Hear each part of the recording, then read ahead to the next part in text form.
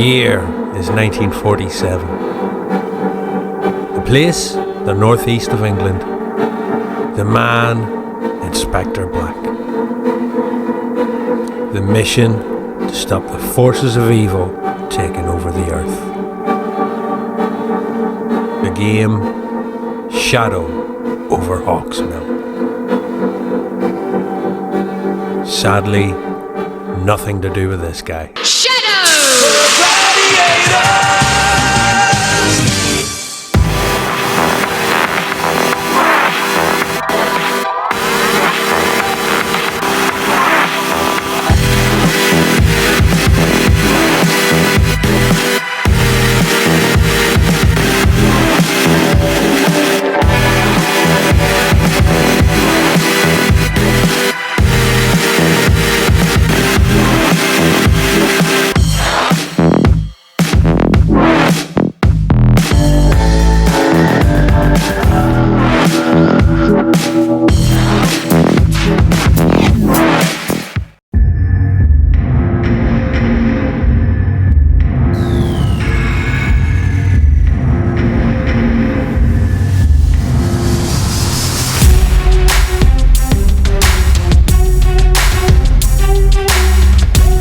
Released earlier this year and published by Cytronic, The Shadow Over Hawksmill is an arcade platform adventure with a bit of puzzling thrown into the mix. The story, controls, graphics, sound and playability are all top notch, and I'll get to those things in a moment. I enjoyed this game a lot, and I'll be verbally jerking off over it throughout this review. So to the people who made it, you gave my C64 literal sticky keys, so I tip my hat to the development team of Icon 64. Stuart Collier, who did the programming, Trevor Storey for the concept and design, and Saul Cross for the music and sound. Top work, gentlemen! If you enjoy this video, feel free to tickle like, share and subscribe, and ding-a-ling that notification bell. And you can also follow this channel on the socials. If you like the look of The Shadow Over Hawksmill, there's a link below where you can buy the digital and the physical copies from itch.io. Now, let's jump into this game.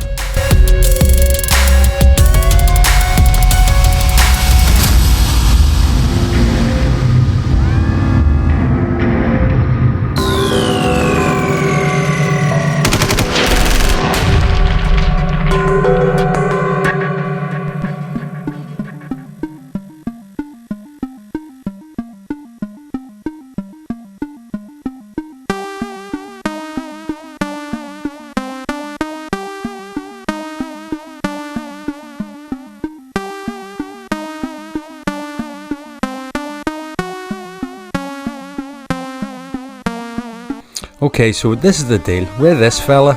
This is Inspector Black, who wears his hat indoors, which is pretty rude, and he's also writing in block capitals, it would seem, which is even more rude, but nevertheless he's a clever guy, and he's worked out through his studies of ancient creepy texts that the dark forces of evil are on their way back to reclaim Earth. He worked out that this has possibly already begun.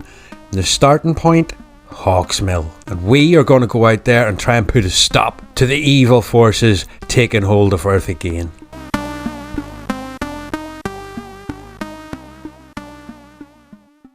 First thing is first, this game looks superb. Beauty is in the eye of the beholder, I know, but if you feel differently, let me know in the comments below. I say this game looks so good, it's probably doing at least 2 Zumba classes a week. I mean, just look at it. The background, it bleeds away, fading into the distant, oppressive night. The suggestion of moonlight created on the buildings by the positioning of shadow. Did they mean to do this, or is this just a happy coincidence? Am I being too arty-farty here? So coincidence or design, it matters not a jot. It looks fantastic either way. The handsomeness of this game doesn't end at the graphics. The animation, particularly of the enemies, is smoother than Shaggy.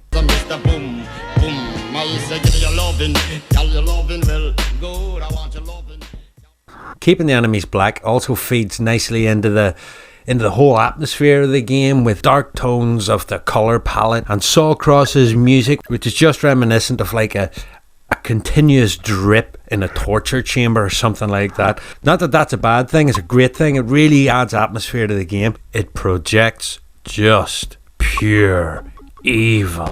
I mean, the graphics, the animation, the music, the gameplay, the story, all of this mixes in together nicely to make a nice stew of darkness. Stew of darkness? What? Stew of darkness? What am I talking about?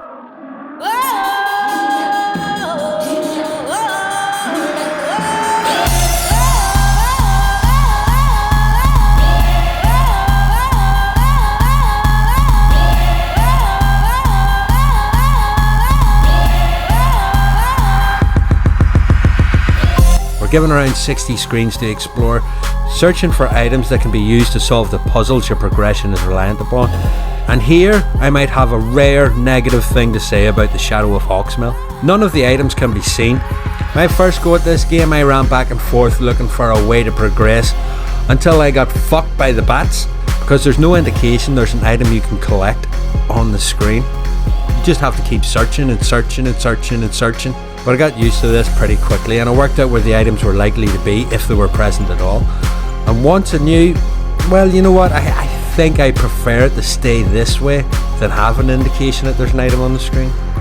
And I can't explain that. You get one life to save the world with, but a very generous health bar, which can be refilled whenever you eat one of the many apples that are scattered around the game. You also upgrade your weaponry as you progress, and collecting ammo pouches increases the amount of righteousness you can dish out without ever needing to return to one of the 2 ammo crates. The difficulty level is fairly balanced until you get to the boss of the game.